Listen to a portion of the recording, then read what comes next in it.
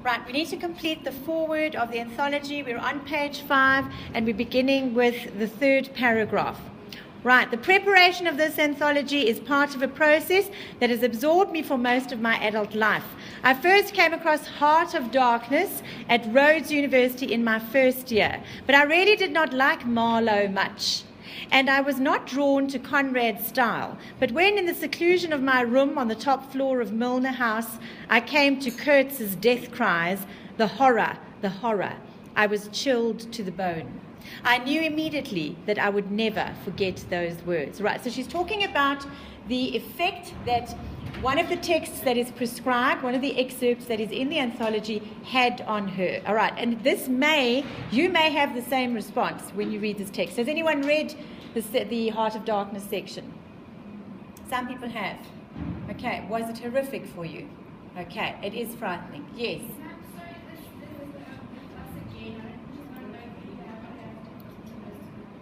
Okay, thank you, love. Thank you, Angel. Right, there followed a series of events that accompanied growing up. The awful atrocities of the Bush War that touched people I knew. The movie Apocalypse Now. Right, that is worth watching.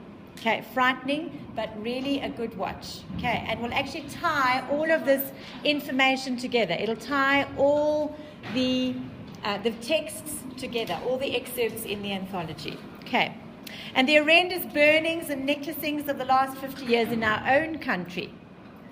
Macbeth understood that somehow the victims are the luckier ones. At least they die with their souls unenfranchised. Okay. At the end of the novel, The Lord of the Flies, the novel which inspired this anthology and which I highly recommend, the marooned boys are rescued and supposedly returned to civilization. Right, now the setting of this particular novel, just raise your hand if you've read the novel. I would say this is prescribed reading for advanced program English. Okay? This is a novel that as an advanced program English student, you cannot not have read.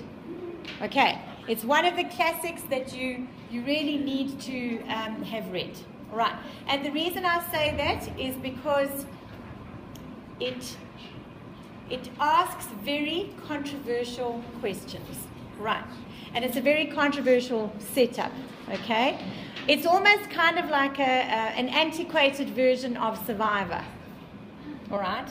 But it's children. And that's what's disturbing and horrific, tying in with our theme, and that's why she mentions it, about this particular novel, is you have 5 boys who are marooned on this island. It takes place during the First World War, all right?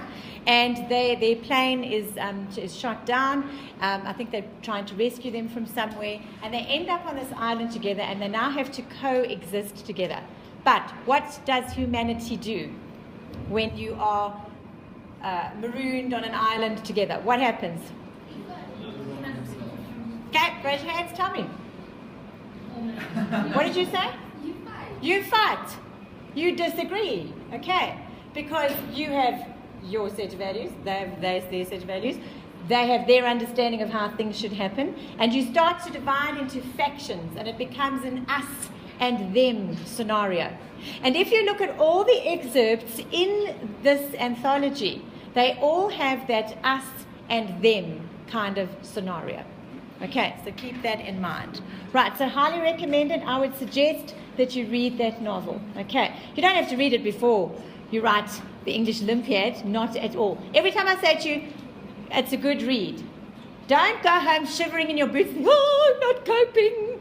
Okay, I received phone calls from 1 or 2 parents during the week with frantic children coming home going, this is insane, we're never going to be able to do this. That's pressure you're putting on yourself. I am not putting that pressure on you. It is my job to inform you of what is out there to read. So just see it as putting your reading list together for life, not for this year. Okay? Relax. Okay? You only read the prescribed texts that I've given you. If you have time and you want to supplement that, yes, by all means. All right.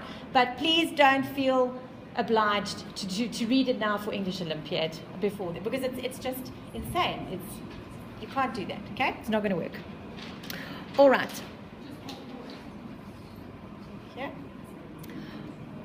Ralph kneels in the sand and weeps for the darkness in man's heart. Right, now, highlight that, please. The darkness in man's heart. And the world wept with him. All right, so do you see how the words from this novel become the title of this anthology? All right, the darkness in man's heart. And the world wept with him, moved by Golding's powerful language. Now, the Lord of the Flies is written by Samuel Golding. If you want to go and purchase it or look it up, Samuel Golding. That's his first name. Okay. The psychopaths and sociopaths do walk among us alongside the damaged and the criminally insane. Now, why does someone become insane? Why does someone lose their mind or is classified by society as damaged? What drives someone to do that? Yes? Painful experience, okay. What else? Say again? Can't hear you, darling. Neglect, thank you. This is a big venue. Neglect. Okay. What else? They don't want to be part of society. Thank you. They don't want to be part of society. So, okay, we have two scenarios. They either don't want to be part of society or society doesn't want them to be part of society. So they either choose of their own accord to not be part of society, so they become a recluse or a hermit.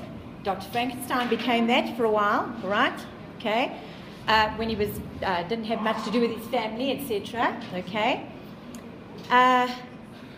So there are two scenarios here. Either they decide they don't want to be part of society, or society labels, classifies, stereotypes, boxes them as, okay, this is not part of society, or this is not acceptable behavior. Right, so very often you'll find that a lot of writers, poets, playwrights, novelists tend to not be in touch with society because they're not in touch with reality. Why? Because they've become disillusioned by reality, so they then choose to exist in a surreality. Right, and they then have a more surreal existence. But what's the problem with that? I'm going to draw this little diagram for you. Okay. All right. What's the problem with that? No. That's not the camel's hump for once. Okay. All right. Let me just make it a bit bigger. Work with me. Okay. No, I think it is. Lame. Okay. All right. I just said that online. That's interesting. Okay. Now, it's real. Here it's real. Okay. All right. So here you are elated. All right. Elated. Okay. And here you are depressed or down. Either of those scenarios are not healthy, are they? No. Okay. Here's the balance in the middle. Okay. That's balanced. Okay. And what happens is people become disillusioned with society when they feel that other people are forcing them to do something they don't want to do. All right? So they can either become divorced from society for that reason, or they become so enamored with their own little world that they also live in a dream world. Okay? So it's striking the balance. So my point that I'm making is, every single main character or protagonist in all these excerpts is imbalanced. Okay? They have imbalanced, they're completely imbalanced. Right. So just be aware of that. Right. Yes. They say in the forward. Yes. They were trying that they were using books where the characters were balanced. They said it wasn't all the goodies and all the bad. The book is balanced. Initially, the character is imbalanced and is brought back to balance. But you need, otherwise, if you don't have imbalance, you don't have conflict. If you don't have conflict, you don't have the camel's hump. Okay. All right, then you don't have that scenario. Then you don't have a story. Okay. Right, Carl Jung, whose fascination with the study of dreams. Right, just turn over the page. Right, fascination with the study of dreams. Students hang on, did I page over twice? Sorry. Led students to some very dark places in the subconscious mind. We all know that it is possible to dream some unthinkable things. But does this dehumanize us, or is it just the brain dumping its mental detritus? Right, we all know what that means. If they're pleased, the other thing is, I received a phone call from quite a distressed parent this week as well, concerned about my vocabulary. Besides the fact that I said damn. Anyway, no, but I'm being real now. I'm not going to adjust my vocabulary to you, to suit you. You will adjust to me. Because that is what is happening here, okay? How am I going to inspire